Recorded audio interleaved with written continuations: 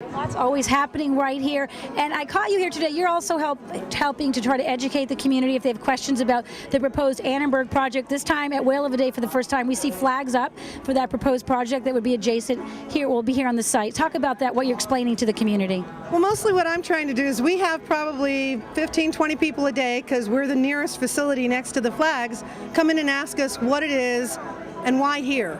And so one of the things I'm trying to give them is just the educational tie-in between that facility and our facility from a more neutral standpoint, so they have some idea of why is it here. And so what are you telling them in terms of why is it here?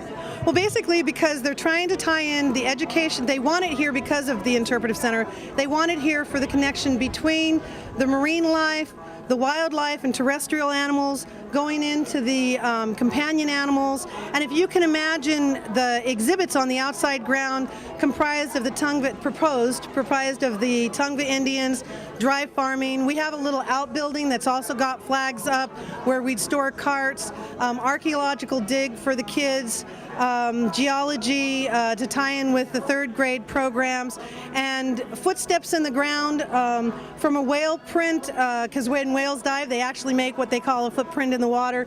Whale footprint, moving on into maybe coyote footprints, bobcat, raccoon, possum, on into the domestic animals, tying in some of the history and the culture between the two facilities. More of an educational type, and at least that's what I'm talking to, because that's what I've been working on for the last 2.5 years in the meetings we've taken. And speaking of the timeline, if this does go through, this project as planned does move along, would we see a facility here for the next Whale of a Day? Would it be that quick? Oh no. No. It'll the process just to go through the review period, which is why we put the flags up early. Even though there's been a lot of press and a lot of postcards going out and information, most people really don't recognize what's going on until they see the flags and the sticks, and the silhouette, sorry, is what they call it.